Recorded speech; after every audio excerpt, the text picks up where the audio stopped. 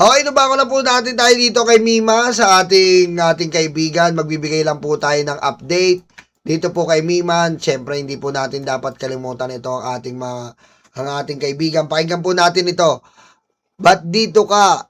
Ba't dito against ka kay Digong? Doon man sa YouTube against ka kay Trillanes. Ano ba talaga? O, pakinggan po natin ito. So, sabi dito guys ang nag-comment, ba't dito, against ka kay Digong, doon naman sa YouTube? Batang-bata si Mima, no? Mga kababayan, no? Batang-bata pa talaga, no? Di ba? Batang-bata pa siya dito, no? Mga 22 pa lang siya dito, no? Against ka kay Trillanes. Ano ba talaga? So, sa mga hindi nakakalam guys, meron akong YouTube channel. Yung first YouTube channel ko, meron akong 100,000 subscriber. Pero hindi na po gumagaya na yun ngayon kasi nga nahack. And then, ang gamit ko na lang ngayon is yung 47,000 subs ko. Subs nyo po ako guys, mimali siya. So anyway, ganito yung kwento ko. So, ganito guys yung kwento ko. Dati kasi, bulag na bulag ako sa ideology ni dating Pangulong Rodrigo Roa Duterte. Kasi nga, supporters ako. Lahat ng sinasabi niya, kumbaga sinusunod namin. Pag sinabi niyang sinungaling si Trillanes, yan yung pumapasok sa mindset namin. Sinungaling lang siya kahit nandyan na ho yung basihan. Kahit din dito kay Leila Diliman, nasa Bakwin daw, ganito, ganyan. So, para sa amin, masamang tao sila. Kung ano yung lumabas sa bibig ni dating Pangulong Rodrigo Roa Duterte, yun ho yung pinapaniwalaan ko. Okay, tamo. Ganyan din po tayo noon. Kung anong sinabi ni Digong, ha? Kung ano po sinabi ni Digong, yun po ang sasabihin natin. Kasi DDS tayo na tanga eh. DDS pa po tayo na tanga noon. Kaya kung ano po sabihin niya, papaniwalaan. Ngayon, hindi na po ngayon. Gagamitin na natin ang utak natin. Di ba? Aray ko, Hindi na ganon. Pusang ina nyo, kayo na lang. aray ko.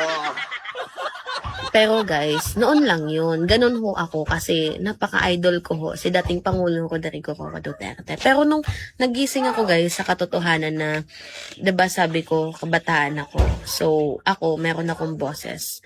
Pwede tayong mag-speak up kahit naman sino kung pwede natin gawin ngayon, bakit hindi ngayon, 'di ba?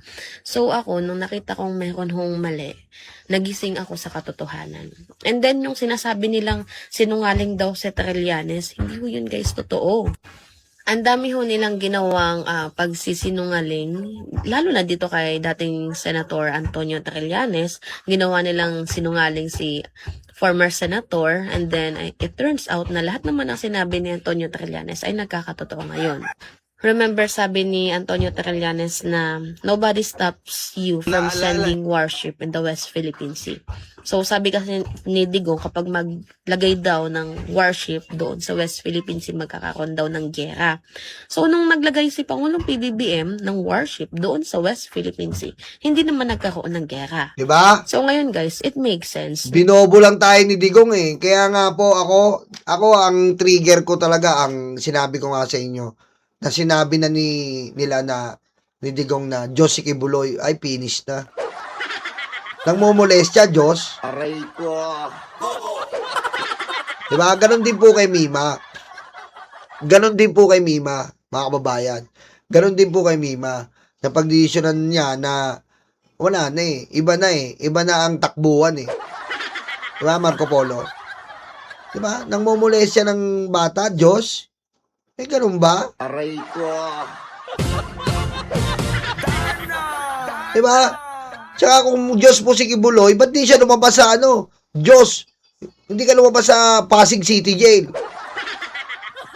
Sabi ko sa'yo kay Buloy, pag lumabas ka sa Pasig City Jail, tumagos ka yan. Ikaw na talaga ang Diyos. Aray ko. Diba? Tsaka yung mga banatae, pansinin nyo po mga kababayan, yung mga banatae, ha? Yung mga banatae, tignan nyo, proud na proud sila sa reliyon na kay OJC. Proud na proud sila kay Kibuloy. Bakit hindi kayo magpa-member?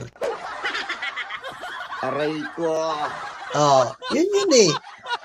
Kung sinasabi nyo na totoo yung kay OJC, lagi nyo pinopost kasi nga obligado kayo, 500,000 monthly nyo eh. Aray ko. Diba? Obligado kayo kasi 500,000 monthly nyo eh. Pinagmamalaki yung kay OJC, maayos na reliyon, talagang tunay, pati kayo magmembro, tanga. Aray ko. Magmembro kayo kasi yun ang pinaniniwalaan nyo, maayos na reliyon eh. And maliligtas kayo mga inutil. Oh, hindi. Kasi nga, para sa pera lang. Aray ko. Oh, para sa pera lang, di ba? Para sa pera lang. Kaya pinagtatanggol ang kibuloy. Aray ko.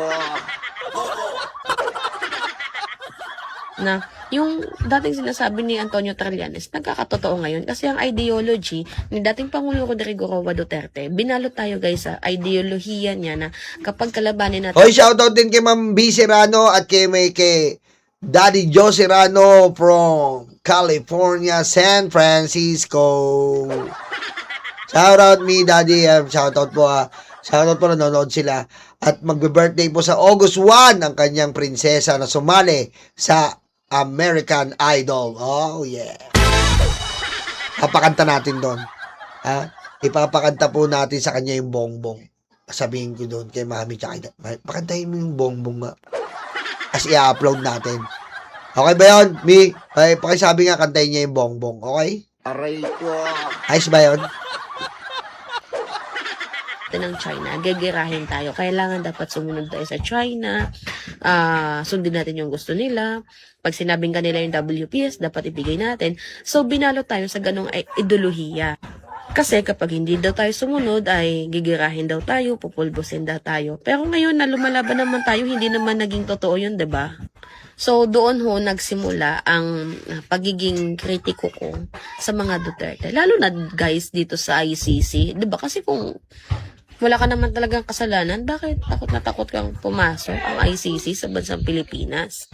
At syempre, 'di ba, nagtanong din tayo dito sa issue ng confidential funds. At nung hindi nabigyan ng kanyang anak sa hinihinging napakalaking budget dito sa confidential funds, doon ko nalaman ang totoong pag-uugali ni dating Pangulong Rodrigo Roa Duterte. Oh, 'di ba? Doon yun nalaman ni Mima na mamanyak ng babae.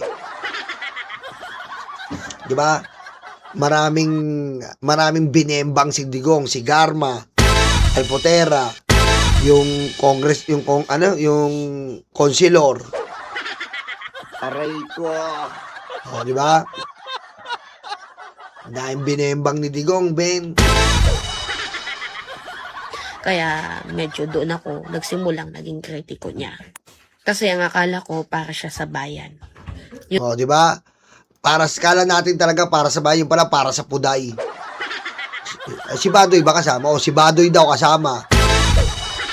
Sigurado niya, Marco Polo. O si Badoy. Saan yun? Sa Ilong? Sa Ilong binembang ba yun? Sabi mo? Aray ko. Di ba? Oh. Ay, X-Factor pala. X-Factor si Ilona sumali. Ayan, shoutout Ilona Santiago. Papakanta natin yung bombong. Aray ko. Ayan na. Ma'am B. Santiago, Sergio Santiago, and Ilona Santiago ang sumali sa X Factor USA. Papakanta natin yung bongbong. Di ba? Shoutout po, San Francisco, California. Ano ba yun? Saan ba binembang dun? Si Badoy, sabi mo, Marco Polo. Sa Ilong? Albay ka, Saan ba ka kay Badoy, Aray ko. Yun pala, para lang pala sa hirap na mag-talk. So anyway, yun yung kwento ko guys. Yun ho yung kwento ko. Up to this moment, active po ako guys dito sa YouTube. So doon po ako nag-focus kasi dito sa TikTok masyadong bilis kasing maban ng account dito eh.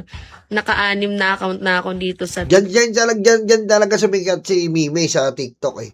Tapos nagbulusok siya sa anong tawag dito sa YouTube, di ba? Kami ganyan yung mga press na itsura pa ni Mima, oh. TikTok. Nung una kong account, 74,000 followers. No, press na press pa yung itsura ni Mima, eh, no? Press na press pa, oh. Na ban. Tapos sumunod, 10,000 followers, na ban din. Yung 16 ko, na ban din. Basta, naka-anim na account ako dito, guys. And then ngayon, after 1 year sobra, nanahimik muna ako. And then ngayon, nag-open ako ulit ng, ng TikTok. And then, dati gusto ko sayo-sayo lang ako. Pero hindi ko talaga nakayanan, guys. Kasi ang dami ko napapanood ng mga fake news dito sa TikTok. So, kung kaya ko naman mag-speak up, then, di ba, mag-voice out tayo. Anyway, yun lang, ingat. Oh, yan So, po si Mima, ah. Ayan po si Mima. Ang update po natin ngayon, mga kababayan, dito sa boyfriend ni Mima, ayaw pa rin daw po as of the moment magsalita. Ayaw pa rin po magsalita, hindi natin alam kung bakit. Aray ko. Ayaw pa rin po magsalita. Ayan po ang bagong update sa atin. Ayaw pa rin po magsalita. Although, nahuli na po ang mga mastermind, ayaw pa rin po magsalita na itong boyfriend. Ang pakiusap lang natin, magsalita ka na. Dahil masyado ka nang napagbigyan ng Mima sa lahat-lahat, magsalita ka na. Totoo lang.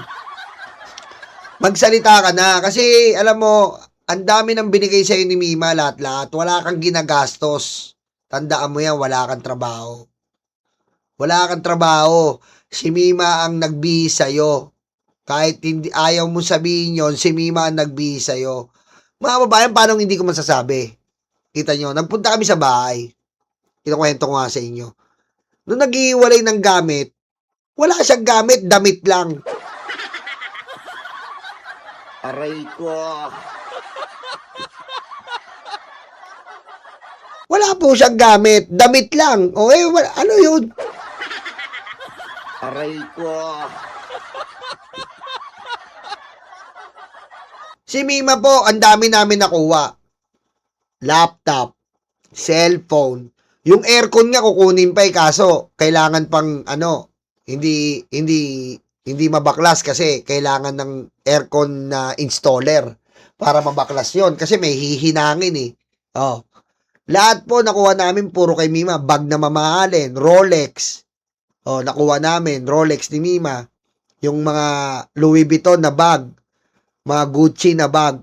Siya, ang gamit lang kinuha nila, damit. Aray ko. Damit lang po nakuha. Oh, ano ibig sabihin nun? Si Mima lahat ang gumastos.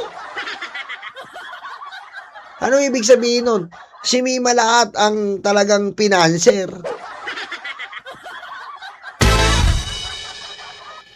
Kung ako sa'yo, magsalita ka na, sir. Magsalita ka na. Magsalita ka, tulungan mo ang investigasyon. Dahil ikaw ang may first-hand knowledge sa nangyayari. Okay? Given the fact, nahuli na eh. Nahuli na yung iba. Diba? Nahuli na yung iba.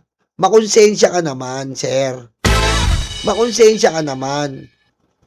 Kasi, diba, kahit pa paano, natulungan ka naman ni Mima. Pati nga, hindi ka nagbablog, nagbablog ka, tinutulungan ka ni Mima, dumami followers nyo. Dumami followers mo. Oh. Dumami followers mo. Dahil kay Mima yan. Oh. Tinulungan ka ni Mima sa lahat-lahat ng bagay. Sorry po sa pamilya ng lalaki, pero kailangan po kayong makipagtulungan. Okay, magkarelasyon yan. Hindi pwedeng solohin lang ni Mima to. I mean, hindi pwede si Mima lang po ang talagang maging dito, ang makasolve mismo ng kaso niya. Siya po ang boyfriend. Kailangan po magsalita siya. Okay? Magsalita siya. Hindi pwede po hindi magsasalita. Hindi naman po, hindi naman po malubha yung pagkatama sa kanya. At meron po tinatawag na trauma. Opo, may trauma. May trauma po, pero nakakapagsalita naman po eh. Pwede naman magsalita eh. Oh, magsalita ka na, sir. Kasi nga, kailangan ka para masolusyonan tong kaso na to na grabe ang dinanas ng kaibigan namin. Grabe po ang dinanas ng kaibigan namin na hindi po dapat niya sinapit ang ganong kalagayan. Hindi namin alam kung ano ba talaga ang pinasok nyo. Hindi namin alam kung ano ba talaga ang dulot ng pagkamatay ni Mima at saan nangyari at anong mga sitwasyon ang talagang sinuong yung dalawa na magkasama. Tandaan po natin mga kababayan, mga karayuma, sila po dalawa palagi ang magkasama. Sila po dalawa palagi ang magkasama. Sila po dalawa siya po ang nagrenta. siya ang nagrenta ng bahay, pinatira niya si Mima doon, niyaya niya mag-live-in. Kasi hindi naman magle-live-in dapat yan, nakatira yan kala Boss Mike. Oh. Nakatira yan kala Boss Mike. Nakatira kala Boss Mike na maayos naman siya doon at okay ang kanyang kalagayan at talagang healthy si Mima doon.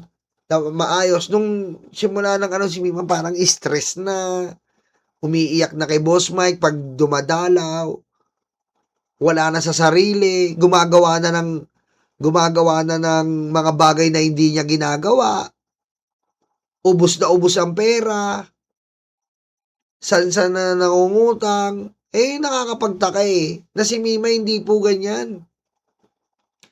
Hindi po ganyan si Mima, mga kababayan. Si Mima po, maayos sa pera yan. Dahil danas niya yung hirap.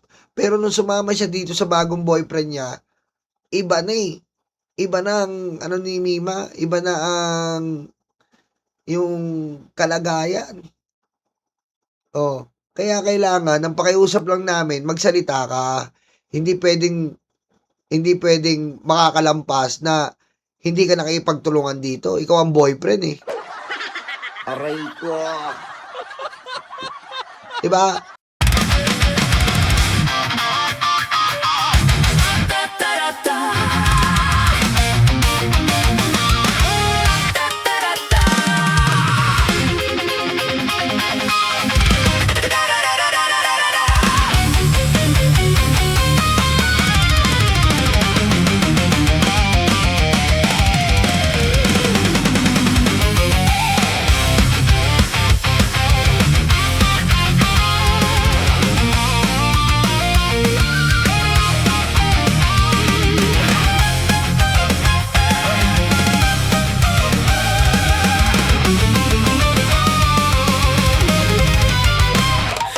Madilim daw ang paligid, putukan daw ay maririnig. Takot sa kanilang mata,